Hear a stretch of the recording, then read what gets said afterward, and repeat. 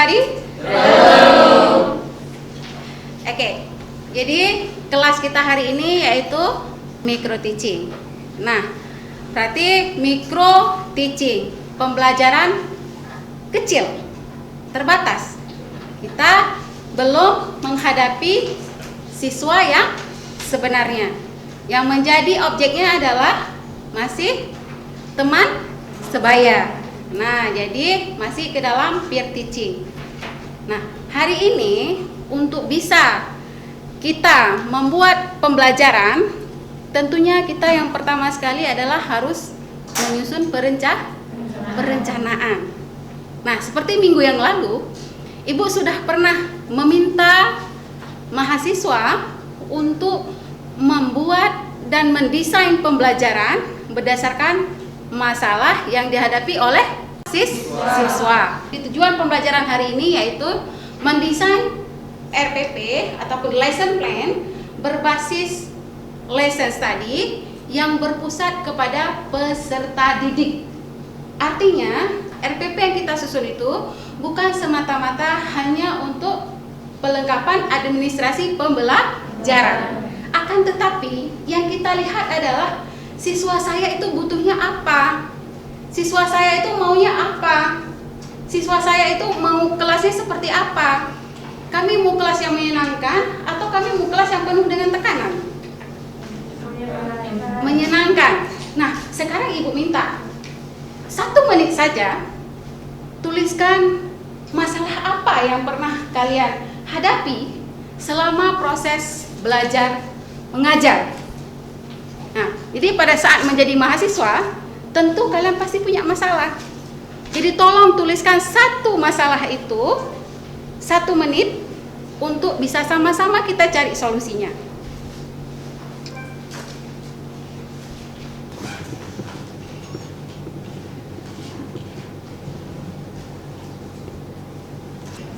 Rizka?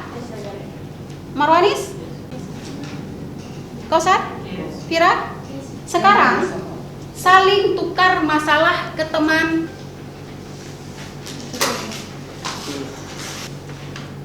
Oke? Salwa boleh dengan Fira, boleh dengan Kausar. Marwanis, silahkan baca masalah siapa? Masalah Wawan. Masalah Wawan. Apa masalah Wawan? Bekerja sama dalam tim dengan member yang tidak bisa diajak kerjasama. Oke, good. Sekarang Salwa. Punya Kausar. Oh, ya silakan. Sering merasa bosan saat belajar materi yang banyak. Oke, sekarang Marwani selesaikan masalah si Wawan seperti apa pandangan kamu terhadap masalah yang dihadapi sama si Wawan?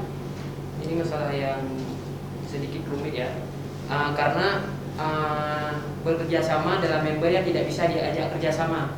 Jadi pertamanya kitanya harus memilih teman yang sejalur, yang sepihak.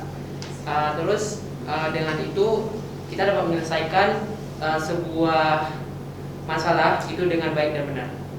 Oke, Salwa?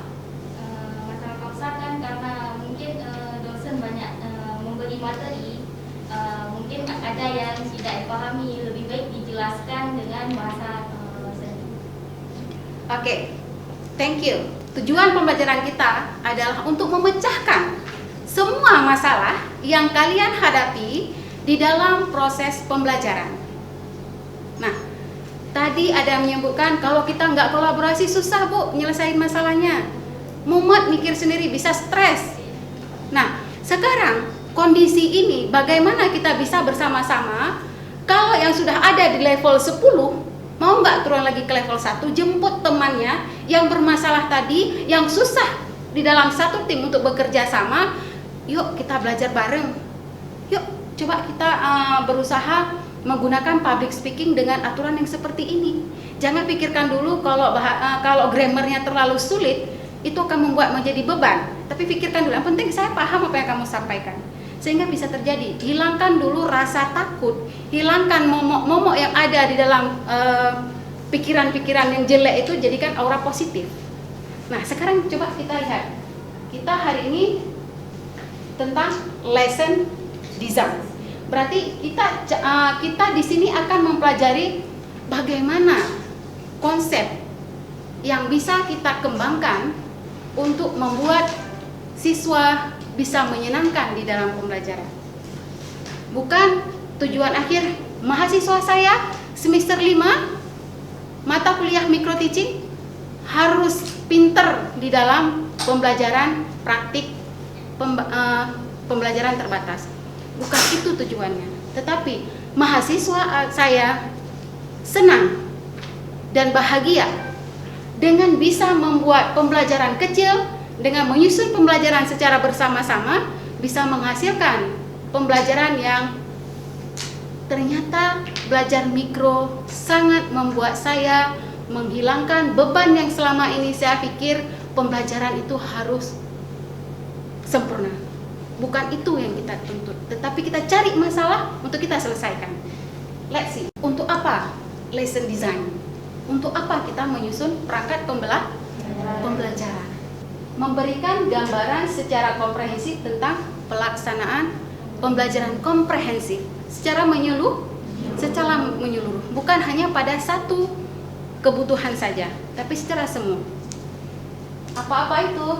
Yang pertama adalah ini yang paling penting, student experience, pengalaman belajar siswa. Bagaimana siswa belajar?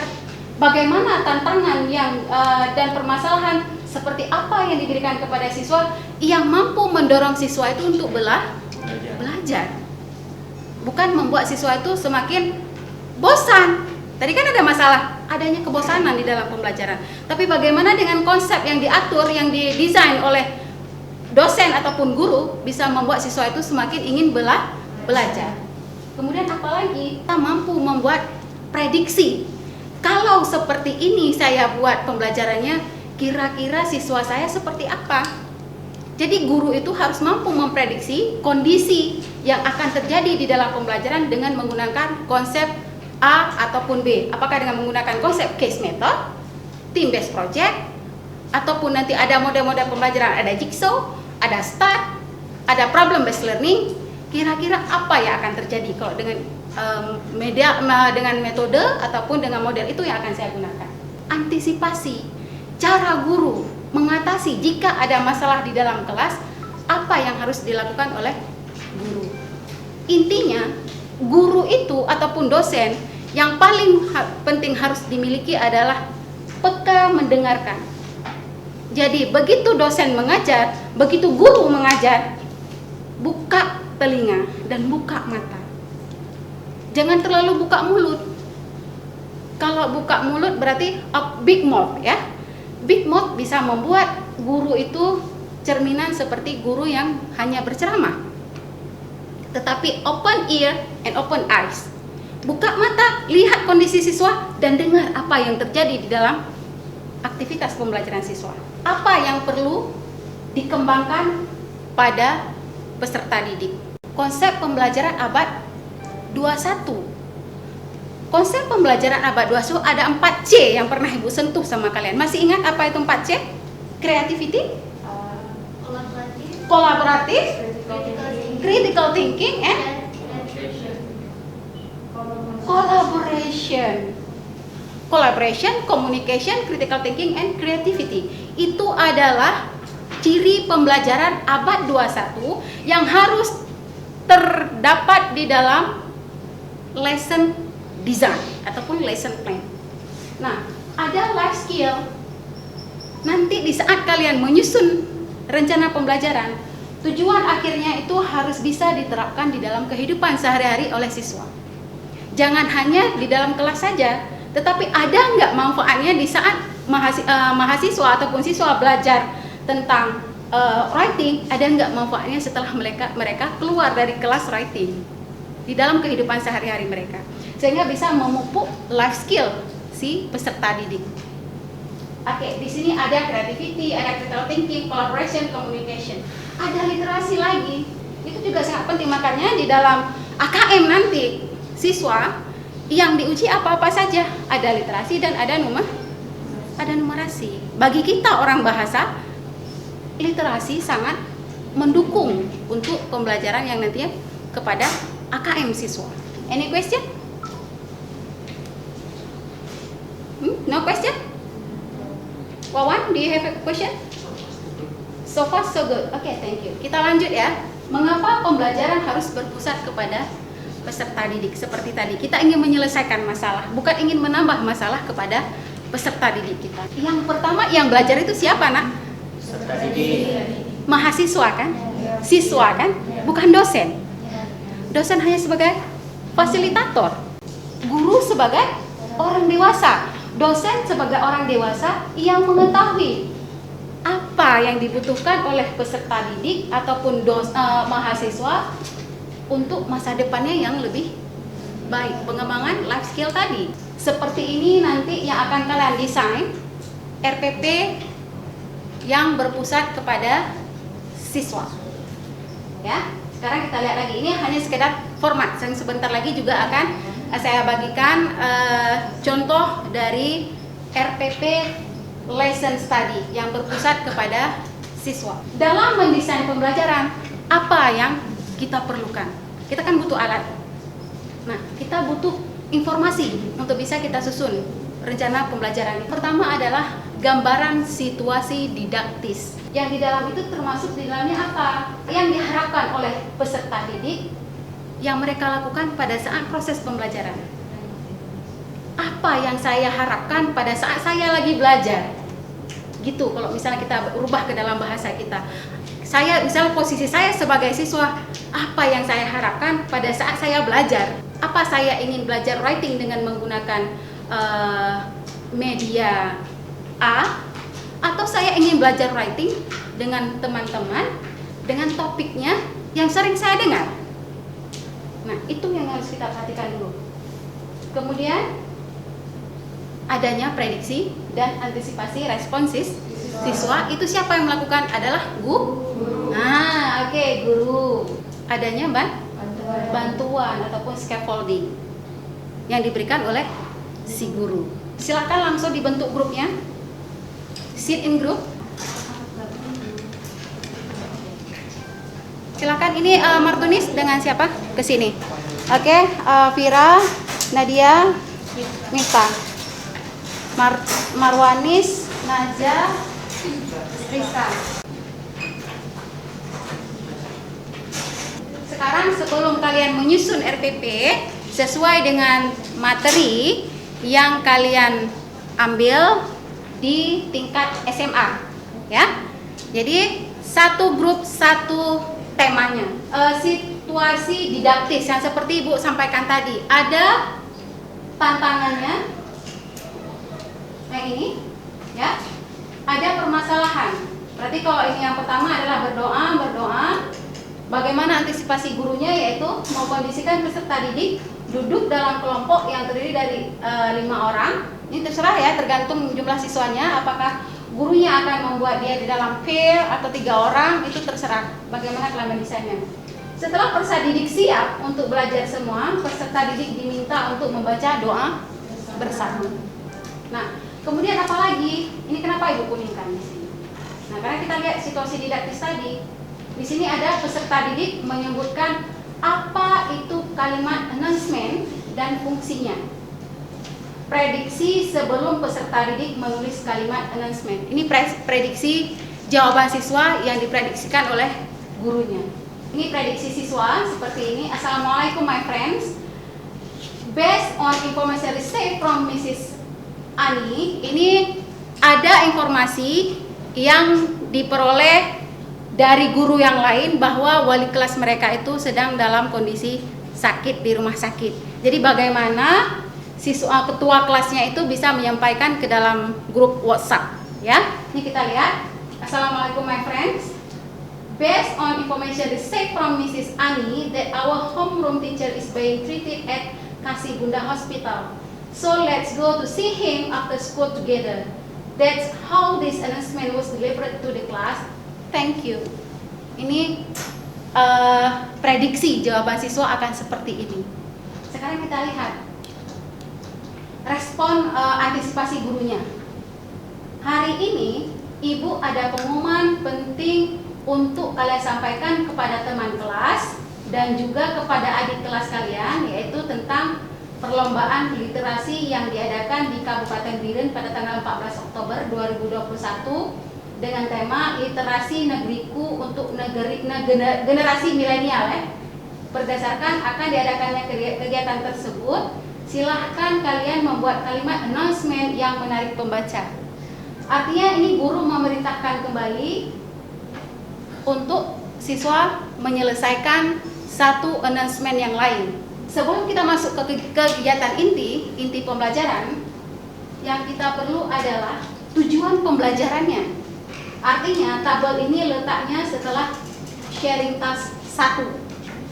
Sharing task ini merupakan soal yang diberikan oleh guru yang sifatnya tidak terlalu sulit untuk diselesaikan oleh siswa. Bisa kita lihat apa itu isi sharing task satunya. Apa yang kalian ketahui tentang kalimat announcement dan bagaimana menyusun kalimat announcement untuk disampaikan kepada publik atau dibaca oleh umum, seperti WA group tentang sesuatu yang akan atau yang telah terjadi. Seperti ini contohnya. Ini kan yang akan ya, yang akan mereka kunjungi. Nah, kemudian kita lihat ke pembelajaran hari ini, apa sih tujuannya? Nah, inti pembelajaran kita hari ini adalah membuat kalimat school announcement yang menarik. Karena tadi di tuntutan abad 21, apalagi ini untuk materi kelas 3 SMA, mereka pasti sudah bisa menggunakan digital. Apakah itu mereka bisa menggunakan komputer ataupun bisa menggunakan aplikasi yang ada di HP. Sekarang sudah banyak aplikasinya ya. Di kegiatan inti, yang pertama adalah kita kembali lagi kepada situasi didaktis, tantangan dan permasalahannya. Peserta didik berdiskusi di dalam kelompok, mendiskusikan kalimat school announcement yang menarik untuk dibaca. Artinya kalau kita desain announcement itu dengan seindah mungkin, dengan bahasa yang mudah dipahami, orang biasanya akan tertarik untuk membaca. Sekarang kita lihat lagi, tugasnya apa di sini? Siswanya tugasnya apa? Sifatnya masih sharing task. Tuliskan kalimat menarik. Tuliskan ini kan sudah termasuk C berapa. Ini kata-kata perintah ini harus dilihat sesuai dengan taksonomi ya nak ya. Nah, oke, tak bisa menggunakan taksonomi edisi belum revisi ya.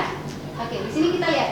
Tuliskan kalimat menarik tentang school announcement yang dengan desain yang milenial. Prediksi respon siswanya seperti apa? Kira-kira mereka di dalam grup itu mendiskusikan materi yang akan diperintahkan sama gurunya itu seperti apa? PSA, berarti peserta didik yang A, saya mau menggunakan emoticon yang menarik sebelum membuat kalimat announcement. Ini prediksi mereka.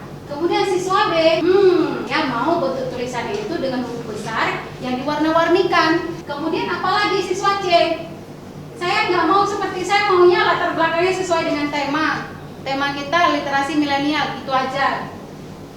Sedangkan siswa D seperti apa? Kalau saya ikut kalian aja lah. Males mikir dia kan? Dia ikut teman-temannya yang 3 orang tadi. Siswa yang E, jangan seperti itu. Harus kasih ide lah. Misalnya menggunakan kosakata yang mudah dipahami. Nah, dengan kata-kata jangan seperti itu kan artinya dia membelajarkan temannya. Nggak boleh kayak gitu, kita kan istilahnya harus pikir juga, jangan hanya sekedar ikut-ikutan, tapi kita juga harus sama-sama cari kalau biar kelompok kita ini hasilnya bagus. Nah, artinya dia dengan mengingatkan jangan seperti itu, dia membelajarkan temannya yang peserta didik yang D ini. Sekarang kita lihat antisipasi gurunya seperti apa. Sekarang kalian saling berdiskusi dengan teman-teman di dalam kelompok dengan saling menyampaikan ide dan saling membelajarkan. Ibu beri waktu 5 menit untuk saling berkolaborasi di dalam kelompok. Ini kan masih mendesain ya. Ini ada juga harus kita lampirkan lagi situasi didaktis, tantangan dan permasalahannya bagaimana. Peserta didik saling berdiskusi dan saling berkolaborasi untuk menyampaikan ide-ide yang cemerlang agar school announcement-nya menarik. Nah, sharingnya apa? Desainlah school announcement yang diminati oleh para milenial di sekolah karena pengumumannya untuk sekolah mereka. Oke, jadi kita lihat bagaimana sih prediksi respon siswa di dalam kelompok ya. ini peserta didik 1, menurut saya latar belakang yang sesuai dengan pengumumannya bisa membuat peserta didik yang lain tertarik untuk membacanya dan akhirnya mereka menjadi penasaran sehingga mereka mau ikut lomba. Kemudian peserta didik 2 apa yang dia harapkan di sini? Menurut saya selain desainnya yang sesuai umur kita, bahasanya juga berpengaruh sih. Nah, menurut dia gitu kan. Sedangkan menurut peserta didik yang ketiga, saya setuju kedua-duanya karena selain desain background yang keren, bahasanya juga harus mudah dipahami oleh siswa. Peserta didik yang 4, ya, benar itu, bahasa dan background harus main seimbang. Hehehe gitu. Kan gitu kan kita memprediksi ya. Mungkin dia dalam kelompok seperti itu agar dia enjoy dalam belajar. Kemudian si peserta didik yang 5, kamu ini saya yang desain pakai aplikasi Animaker ya. Artinya dia yang minta mendesainnya. Dia pakai aplikasi Animaker. Apa yang dilakukan oleh guru? Ibu ingin mengetahui desain school announcement yang menarik sesuai tema literasi. Siapa yang mau berbagi dan menyampaikan kepada teman kelas yang lain, silahkan maju. Tidak usah takut dan malu, anak-anak hebat ibu. Semua ya, tolong angkat tangannya sebelum menjawab. Apa 1 orang, 2 orang, 3 orang dan seterusnya. Dan di sini guru itu harus peka terhadap slow learners. Artinya guru harus aware terhadap siswa yang berkebutuhan khusus. Tapi dalam tanda kutip, ya, berkebutuhan khusus dia harus didampingi. Ya, mungkin dia agak lambat di dalam proses pembelajaran. Ini di sharing 4, apalagi di sini. Berarti tugas mereka adalah mendesain kan? Tadi kan mereka masih ada wacana ataupun rencana untuk mendesain itu seperti apa. Kemudian mendesain school announcement-nya. Sharing task 4-nya apa? Mari kita desain school announcement untuk menghasilkan hasil ide kita. Tadi kan mereka sudah sepakat, kan? Oh kita pakai bahasa warna-warni tulisannya. Oh kita pakainya aplikasinya Animaker. Atau mungkin ada yang pakai Canva, ya silakan, gitu kan? Nah, di sini prediksi siswa bagaimana? Yang pertama kita menggunakan emoticon orang dan mic. Artinya ada orang, ada pakai mic toa gitu ataupun pakai mic biasa sebagai penanda announcement, pengumuman, ya. Yang kedua, tulisannya menggunakan Britannic bold. Langsung ditentukan, oh kita harus pakai Britannic bold biar agak keren gitu bahasanya, bentuk tulisannya. Yang ketiga, backgroundnya berkaitan dengan literasi. Kita pilih temanya literasi. Kira-kira yang berkaitan dengan literasi, apakah ada pulpen di situ, apakah ada buku di situ. Yang penting desainnya harus keren, ya kan? Nah, di sini bagaimana antisipasi gurunya? Sekarang kalian mendesain school announcement sesuai prediksi kalian. Silahkan dilaksanakan. Semua harus bekerja sama, yang saling membelajarkan seperti tadi. Jangan gitulah. Kan ada tadi kata-katanya. Yang seperti itu. Nah ini dia antisipasinya. Yang butuh bantuan, hasil desainnya kalian simpan di aplikasi yang kalian pilih dan dikirimkan ke grup WhatsApp. Waktunya 15 menit. Guru di sini tidak berbicara, hanya guru mengamati aktivitas siswa. Sekali-kali kalau misalnya siswa tersebut seperti yang slow learners tadi, gurunya juga harus peka untuk melihat aktivitas pembelajaran siswa tersebut. Sharing task kelima, apa yang diminta? Sampaikan hasil, artinya mengkomunikasikan. Kan tadi ada 4C ya, collaboration, communication. Nah ini dia, mengkomunikasikan hasil desain school announcement. Nah di sini sampaikan hasil desain school announcement yang telah kalian desain. Bagaimana respon siswa?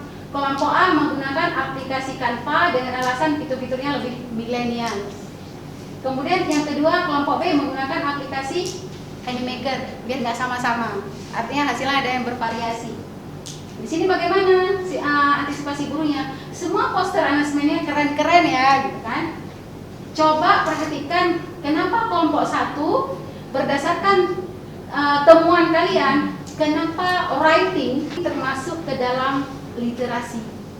Ini kan menjadi diskusi lagi di dalam kelompok. Silahkan kalian diskusikan dalam kelompok. Ibu beri waktu 2 menit. Beberapa siswa yang tidak mengangkat tangan untuk diberikan kesempatan untuk menanyakan pendapatnya. Artinya kalau siswa tersebut sudah tidak memberikan pendapat, guru memberikan kesempatan untuk menanyakan kepada si siswa tersebut. Ini jumping task ini adalah sifat soalnya itu, sifat tugasnya itu sudah pada level. Kalau kita pakai sampai level 7 berarti di level 7 mampu nggak siswanya menganalisis. mampu nggak siswanya menelaah kembali gitu ya. Nah, mengevaluasi juga di sini. Di jumping task ini soalnya diberikan seperti ini.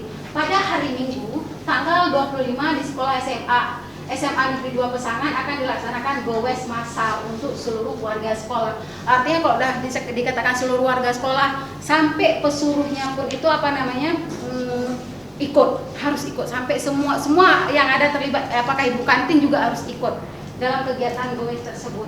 Untuk membuat para warga sekolah tertarik untuk mengikuti acara gowes, apa yang harus dilakukan oleh pihak sekolah dan bisa dituliskan pada announcement. Sebaiknya pihak sekolah mencantumkan ada hadiah. Ini kan saran siswa ya, yang diberikan oleh pihak sekolah, yang akan diberikan kepada sekolah yang diberikan oleh kepala sekolah pada saat acara gowes dilaksanakan. Artinya kalau ada stimulus, responnya pasti juga akan kuat gitu ya. Kemudian di sini bagaimana antisipasi guru? Di sini ada Bapak Kepala Sekolah, silahkan langsung sampaikan saran dan masukan kalian pada acara gowes nanti. Terima kasih anak-anak Bapak yang sangat luar biasa. Baiklah, sekarang akan Bapak sampaikan pada Ibu Wakil Kurikulum untuk memberikan hadiah bagi peserta yang ikut acara gowes. Ini kan bisa dicantumkan nanti pada saat mereka membuat school announcement-nya. Kemudian diharapkan peserta didik bahagia di akhir pembelajaran karena ada manfaatnya belajar menulis dan mendesain school announcement. Terima kasih anak-anak sudah sangat semangat belajarnya dan sudah membantu Bapak agar banyak para peserta yang mengikuti gowes. Ini ucapan terima kasih dari kepala sekolahnya untuk si siswa yang akan mendesain school announcement. Sehingga apa? Wajah siswanya bahagia gitu ya. Karena hasil mereka akan digunakan oleh si kepala sekolah untuk membuat desain school announcement. Sekarang tugas kalian menyusun lesson design sesuai dengan tema yang telah kalian pilih. Ya, waktunya Ibu kasih 20 menit. Silakan. Karena formatnya sudah Ibu bagikan di dalam kelompok.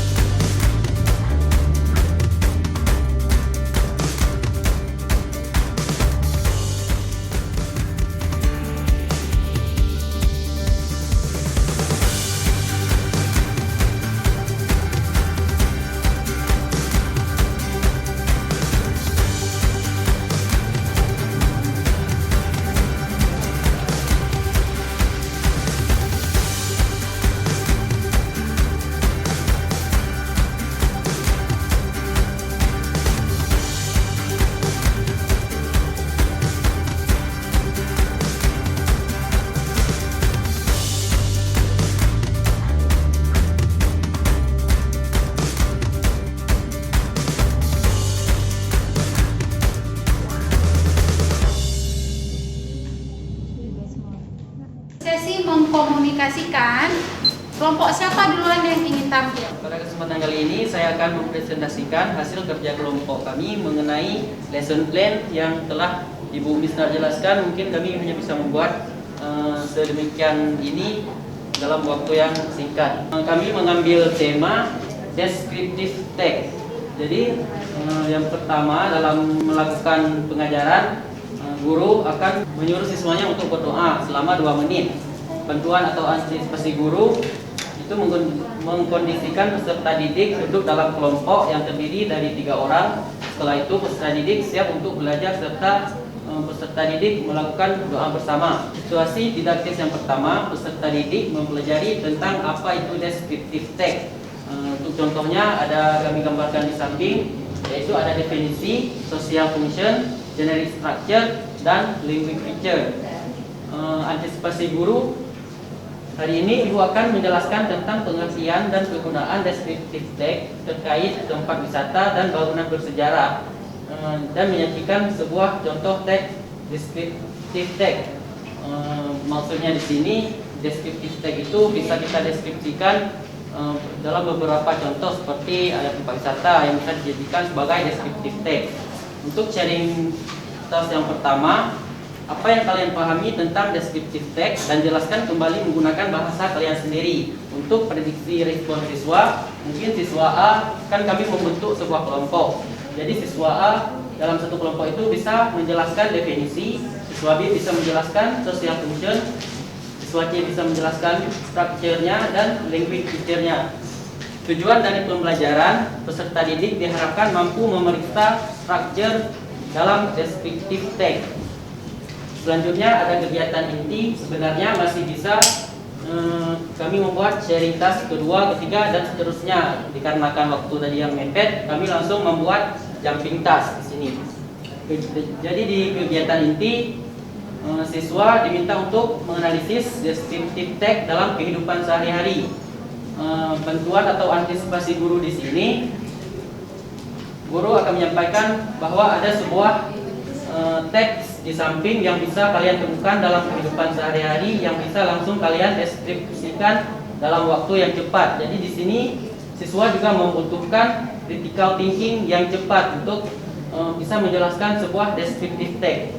Untuk jumping testnya, pada hari Minggu Martunis bersama adik-adiknya di rumah. Kemudian adiknya melihat seekor kucing yang lewat di depan mereka saat mereka sedang bermain bersama.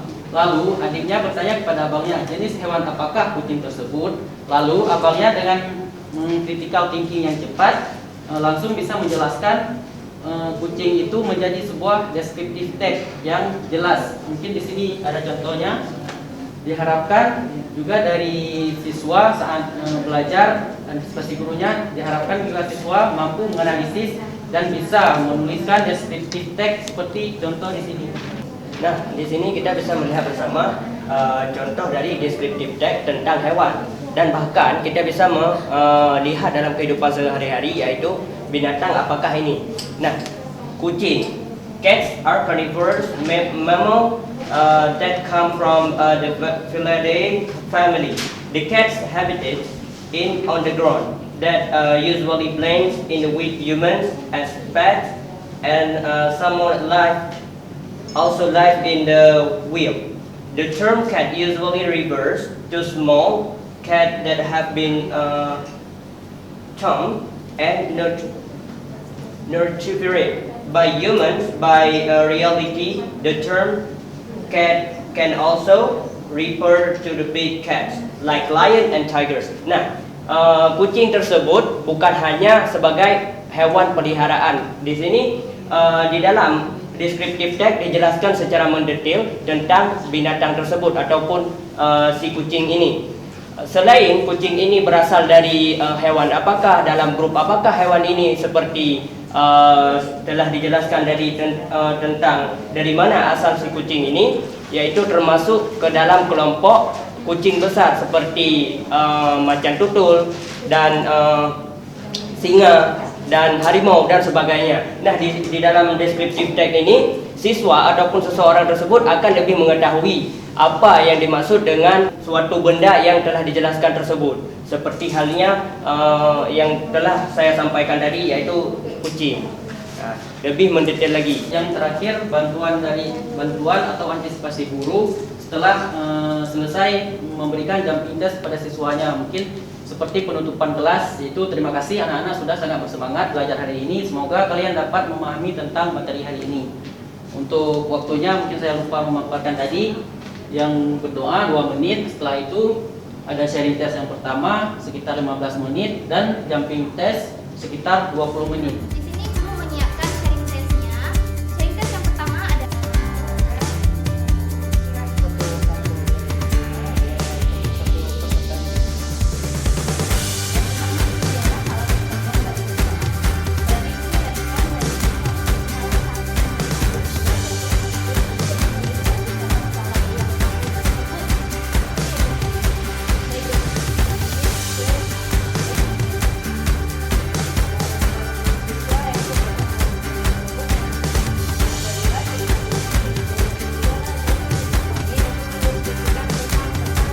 Kalian ternyata mahasiswa-mahasiswa yang sangat luar biasa, yang mempunyai ide-ide yang cemerlang, yang mengkaitkan antara fakta dan realita, dan bagaimana mengkaitkannya lagi dengan life skill yang berhubungan dengan kehidupan sehari-hari.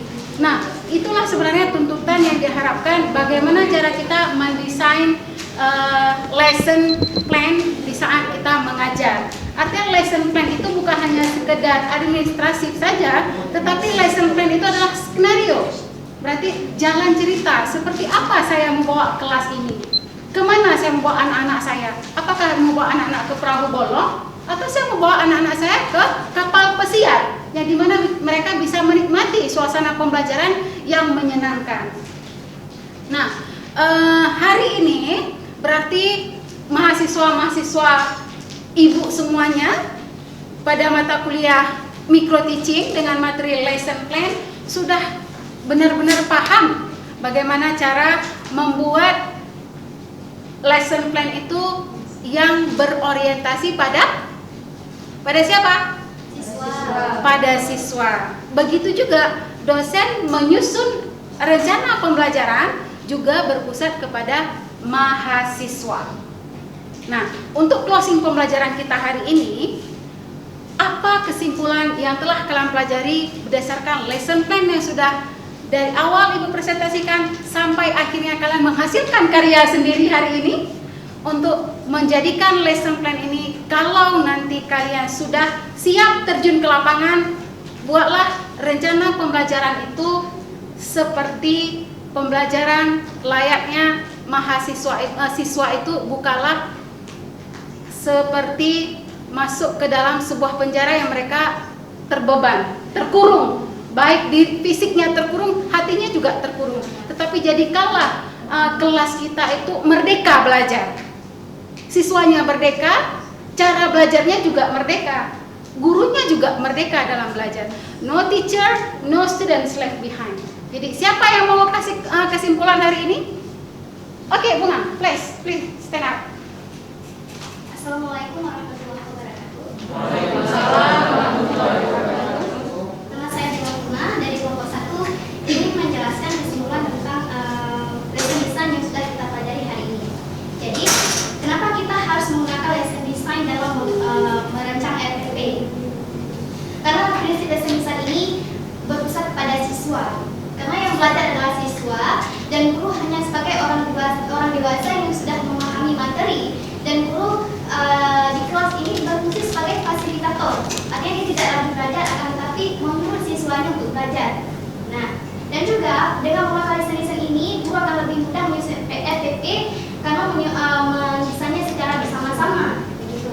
Sehingga tujuan pembelajaran pun mudah tercapai. Karena di dalam lesson design ini terdapat prinsip C, di mana C yang pertama itu stands for kolaboratif, dan C yang kedua itu stands for critical thinking, dan C yang ketiga itu stands for communication, and then the last one is stands for creativity.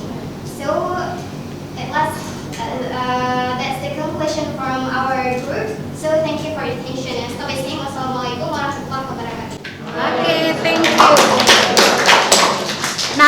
Berarti hari ini kita sudah mencapai ke semua itu ya. Ada collaboration, ada communication, critical thinking, and creativity. Artinya semua karena kita 4C tadi berbasis juga, saya lihat ada yang mendesain digitalisasi ya, ada yang pakai Freezy ya. Semua yang kita lakukan ini adalah kita mengikuti perkembangan. Karena pengetahuan itu kan mengikuti perkembangan zamannya. Ya, kalau kita semakin tidak paham dan tidak melek dengan literasi digital, kita juga akan tertinggal. Nah, baiklah, sebelum Ibu mengakhiri kelasnya, ada yang mau menyampaikan pesan kesan yang kalian dapatkan dari pembelajaran kita hari ini? So the best point that I can take from here, let me talk by Indonesia first. Jadi hal yang paling besar yang saya dapatkan hari ini adalah bagaimana kita menjadi seorang guru yang bertanggung jawab dan bagaimana mendidik orang lain. Bahkan ketika kita ingin mendidik diri kita sendiri, berdiri dengan kaki kita sendiri, akan tetapi orang lain belum tahu ataupun belum mampu dalam berdiri sendiri, kita sebagai fasilitas untuk menjadikan orang tersebut lebih bagus lagi, bisa kita katakan. Bahkan Ali bin Abi Thalib pun berkata bahwasanya didiklah anakmu, jangan didik anakmu dengan zamanmu, akan tetapi didiklah anakmu sesuai zaman yang kamu ikuti. Nah, di sini pun kita bisa mendapatkan bahwasanya hal yang sangat besar di dalam kehidupan kita adalah kita harus mengikuti zaman, apakah itu di dalam segi pendidikan ataupun di segi kehidupan kita sehari-hari ataupun real life yang kita actuate di sini. Nah, hal yang paling besar yang saya dapatkan hari ini adalah saya bisa belajar bagaimana berdiri dengan kaki sendiri dan mengajarkan orang lain. Oke, my student, semoga hasil lesson plan kita ini bisa kalian terapkan nanti di sekolah dan bisa kalian sesuaikan dengan apa yang diharapkan oleh siswa dan bagaimana siswa ingin di dalam pembelajaran. Jangan jadikan kita ini menjadi diktator di dalam pembelajaran, ya. Tetapi kita ini adalah orang yang bijak yang bisa membawa siswa itu ke perahu yang lebih bagus lagi.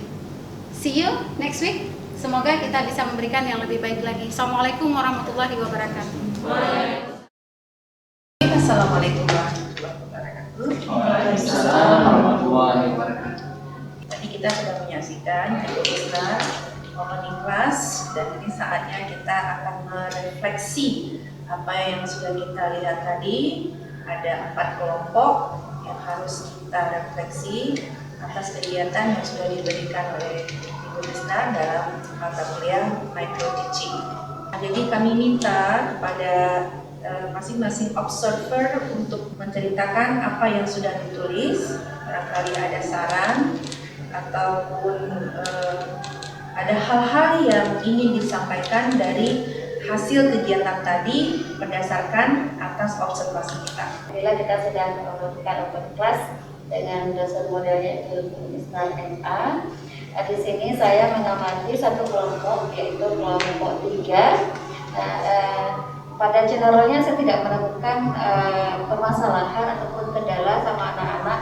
Di sini saya melihatnya dengan kacamata saya ini sangat baik semua. Pada komunikasi di sini yang poin A. Untuk yang sharing class, komunikasi mereka sangat bagus. Ide-ide mereka dalam menyelesaikan permasalahan yang diberikan itu sangat brilian. Termasuk dengan ini pada klasikal room juga. Di sini sangat bagus komunikasi mahasiswa ketika berada di ruang klasikal selama proses pembelajaran berlangsung dengan komunikasi yang sangat bagus, aktif dan kreatif. Terus pada poin B ini secara umum saja juga saya ringkaskan pada kolaborasi di sini pada sharing task bentuk kerjasama yang mereka lakukan itu sangat kompak, bersemangat, banyak ide-ide mereka yang tercetus dan sangat brilian juga. Sedangkan pada berkolaborasi menyelesaikan jam pintas di sini mereka mungkin agak sedikit mengajukan argumen mereka, saling mengajukan argumen mereka, saling bertukar pendapat, mungkin karena di jam pintas sudah agak sedikit tinggi levelnya, berbeda dengan sharing task. Dan seringkali tadi langsung cetos gitu. Tapi kalau ini ada yang mentok, ketika ada yang mentok nanti dibantu sama teman-teman. Tapi kolaborasinya itu sangat luar biasa. Jadi di sini saya tidak tanggung-tanggung memberikan nilai 4 penuh, sangat baik. Kemudian pada berpikir kritis itu pada fokus ya, jadi saya lintas ini juga saya ambilkan secara cenderungnya saya. Jadi mahasiswa di sini saat melakukan tugasnya dalam memberikan solusi pada permasalahan yang ada bagi mereka, pada yang saya lintas juga sangat easy, ya, sangat mudah bagi mereka.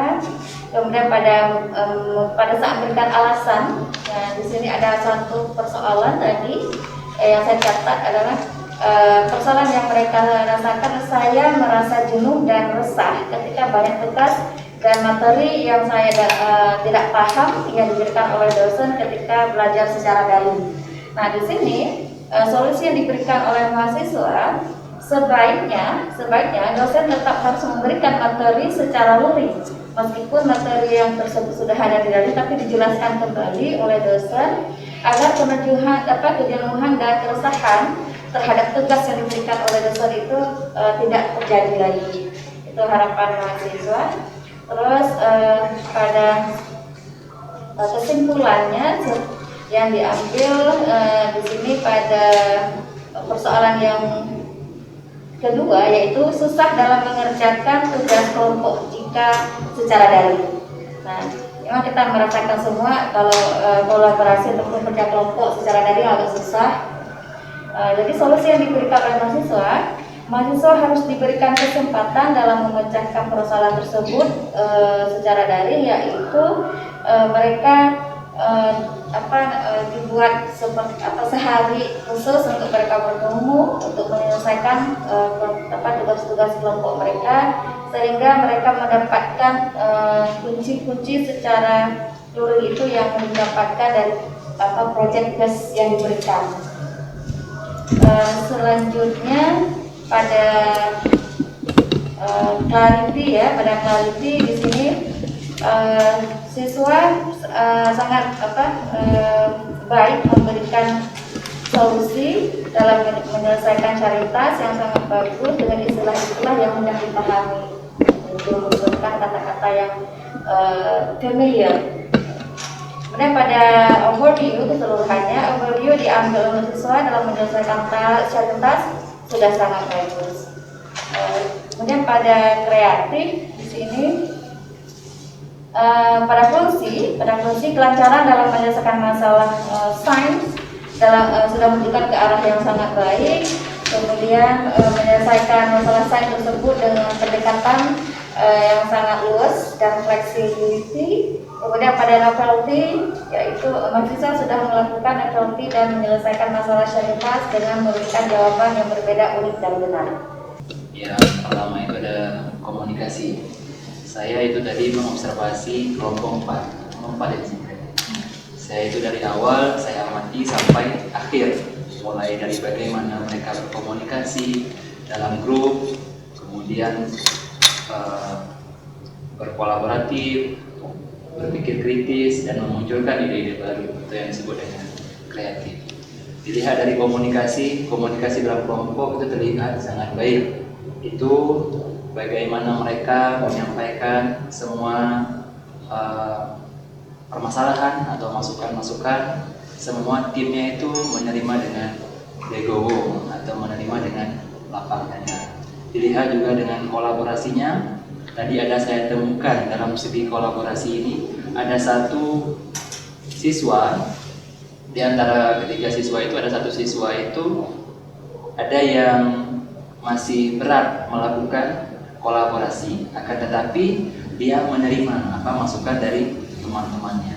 Kemudian dilihat dari critical thinking, mereka saya lihat mampu memunculkan kosakata baru, memunculkan ide-ide baru, dan memunculkan pendekatan-pendekatan untuk permasalahan yang dihadapi.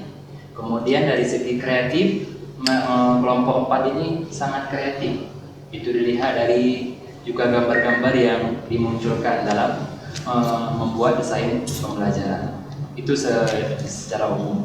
Kemudian saya lihat juga secara khusus siswa-siswa yang berdiskusi tadi itu saya lihat, saya amati satu persatu, mereka memang memiliki yang pertama etika dalam berkomunikasi, aturan, kemudian dalam membuat atau merancang pembelajaran itu memang perlu punya etika. Kemudian yang kedua, mereka sangat memiliki logika. Istilahnya di sini tadi siswa itu dihadapkan dengan hal-hal yang baru.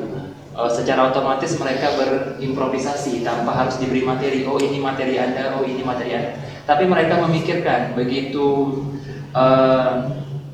ibu pembina menyuruh silakan buat permasalahan, mereka langsung menggambarkan oh ini permasalahan. Kemudian begitu mereka membuat desain, langsung secara otomatis mereka mampu membuat tanpa harus diarahkan. Oh harus seperti ini, harus seperti ini, tidak lagi. Itu namanya juga mahasiswa yang kreatif yang disampaikan dari Bu Misnar 4C. Di sana kelihatan juga komunikasi, kolaborasi, critical thinking dan creative thinking.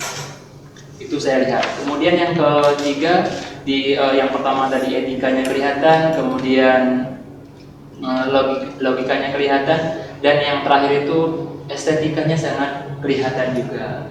Mereka memiliki retorika yang bagus, memiliki seni dalam membuat media pembelajaran. Mereka mampu mengaitkan, ada tadi gambar kucing, gambar ular. Itu kan mereka karena memiliki ada seni keindahan untuk menganalogikan. Kalau misalnya ada permasalahan seperti ini, mengaitkan. Mereka mungkin sudah observasi ke lapangan. Kebetulan saya hari ini mengobservasi kelompok 2 secara keseluruhannya saya rasa sudah sangat baik ya. Mereka itu saling berkolaborasi dalam memecahkan masalah, saling memberi masukan. Di sini saya lihat, tetapi yang sering memberi masukan itu ada 2 orang, yaitu Mbak Kunis dan Kausar. Sementara satu lagi Salwa, dia bertugas sebagai penulis atau menerima masukan dari teman-temannya. Kalau Salwa ini dia terpaku pada mendesain. Jadi karena dia mendesain gambar secara bagus, itu tadi dia gambar kucing kan. Jadi dia terpaku di situ sehingga waktunya tidak terpikirkan lagi, dia manajemen waktunya kurang. Karena fokus dengan membuat desain ini, jadinya waktu ketika Ibu Misnar menginformasikan waktu tadi, waktunya 7 menit lagi, 5 menit lagi, mereka belum membuat apa-apa, baru bisa nih. Mereka kan sering mencari istilah-istilah baru itu namanya kan. Mereka saya lihat sering melihat referensi di internet. Mungkin salah satu lagi yang membuat mereka kurang tadi, bukan kurang sebenarnya, tapi karena manajemen waktunya kurang tadi, sehingga tidak bisa menyelesaikan dengan seperti teman-teman yang lain juga. Itu karena sering melihat dari teman-teman yang lain, kelompok lain bagaimana. Kelompok 1 mereka kerjasama baik, ya. Tapi lebih fokusnya ke bunga. Oke. Dia lebih memberikan ide, semua masukan di dia. Sedangkan di Korinya dia fokusnya ke menulis. Sedangkan Wawan mengikuti arah bunga, arahan dari bunga. Wawan ini Bu. Kayak gitu. Diajak sama bunga. Tapi yang lebih dominannya bunga di situ. Seharusnya harus merata ya. Harus merata. Sedangkan Koris fokusnya menulis saja, dia komunikasinya kurang. Seharusnya di samping menulis ada komunikasi dengan bunga. Ini dia bunganya nulis di kertas lain, dia ambil kertas dari bunga ditulis lagi ke kertas ini. Harusnya ada komunikasi ya. Dari kolaborasi saya rasa juga seperti itu. Bunganya yang lebih dominan. Lebih dominan bunga ya. Tapi sudah sangat baik menurut saya. Secara keseluruhan sudah baik. kena dengan faksi ini ya. Ide-idenya cemerlang dari bunganya. Dia lebih berani. Banyak sekali ide yang keluar dari bunga. Iya, dia lebih berani gitu. Ya, namanya aja bunga. Menyebarkan kemungkinan pindahan ya. Dia berpikir kritis. Banyak ide yang keluar dari dia. Ya, seharusnya tidak seperti itu ya. Iya, seharusnya kan ada dari kawan-kawan. Ya, dia berada di level 10. Iya. Seharusnya dia harus turun ke level berikutnya yang lebih rendah. Tapi dia Ya, dia sudah bersedia turun ya. Oke. Walaupun seperti itu berarti ada sisi dia mau mengayomi. Iya, ada sisi mau mengayomi kawan-kawannya. Ini kita kerjakan di sini dulu. Usulannya yang kayak gini. Terima kasih sudah memberikan saran, respon dari hasil yang sudah diobservasi untuk pembelajaran kelas micro teaching bersama Ibu Misnar yang sudah open class tadi dengan gaya belajar bagaimana gaya belajar 4C itu kita timbulkan di dalam kelas: communication, collaborative, critical thinking, dan creativity. Oke, Bu Misnar, ada yang mau disampaikan dari hasil respon observasi tadi ya? Pada kelas micro teaching ini seperti yang telah disampaikan Bapak Ibu, ini merupakan cerminan bagi saya untuk bisa saya lakukan perubahan ataupun melakukan redesign pembelajaran pada pertemuan yang selanjutnya. Seperti masukan yang diberikan sama Ibu Fia juga, saya sebenarnya merasakan itu karena tidak semua siswa itu juga ikut terlibat. Di Salwa dia memang hanya menulis saja, tidak mengeluarkan sepatah kata pun dia di dalam diskusi, hanya sifat tulis dan bermanis saja. Begitu juga dengan kelompok si Bunga yang telah disampaikan dengan Bu Asni, begitu juga si Wawan, si Miftah dan Bunga ya. Yang banyak berperan di situ adalah Bunga. Wawan sekali-kali mengeluarkan ide-idenya, tapi dia nggak ada satu yang membuat saya dia bertanya ke saya, apakah kalau kita menjadi guru harus seperti ini administrasinya Ibu? Saya pusing, saya nggak sanggup. Seandainya saya menjadi guru, saya nggak mau aturannya seperti ini. Itu menjadi pertanyaan yang sangat luar biasa bagi saya.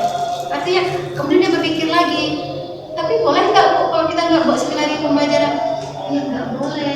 Kalau misalnya kamu tidak membuat skenario pembelajaran, bagaimana kamu bisa masuk kelas? Bagaimana kamu bisa memprediksi nanti siswa-siswanya? Tapi ini nggak saya kerjakan sendiri. Oh enggak. Tapi kalau misalnya berbasis lesson tadi, semua ini kan kamu kerjakan bersama-sama. Nah ini bisa selesai kamu kerjakan sendiri atau dengan teman? Sama-sama Bu. Oh yes, I get it. Jadi artinya kalau dia sendirian seperti dia nggak sanggup, karena harus ada sistematik sharing 1, sharing 2, sharing 3, 4, 5, 6 sampai 7 jumping task, pusing dia, tekan dia. Tapi karena dia bilang, oh ini nggak sendiri loh kamu mengerjain ini, tapi kamu kerjain ini sama-sama, sehingga ini kan sudah hampir selesai. Nggak sendiri kan dikerjakan, tapi sama-sama. Ada. Jadi artinya dia merasa kalau ini sendiri dia nggak akan mampu. Jadi kalau ini bisa dikerjakan sama-sama, dia bisa akan selesaikan ini. Sehingga dia senang kalau misalnya ini sama-sama. Tapi kalau sendiri dia sudah nggak tahan, menyerah. Jadi ini juga temuan ini, informasi ini menjadi masukan bagi kami agar kami bisa melakukan redesign kembali apa yang harus kita lakukan di saat menyusun pembelajaran yang selanjutnya. Ya, dari saya sebagai Kaprodi Pendidikan Bahasa Inggris sudah senang melihat salah satu dosen saya open class, dan mungkin insya Allah akan diikuti oleh dosen-dosen yang lainnya untuk merefleksi kelasnya sendiri yang selama ini terjadi di kelas. Mungkin kedepannya kita lebih pulih bahasa Inggris ya, Bu Misnar ya, pulih Inggris karena untuk juga melihat kecakapan mereka dalam berbahasa Inggris. Assalamualaikum warahmatullahi wabarakatuh. Waalaikumsalam.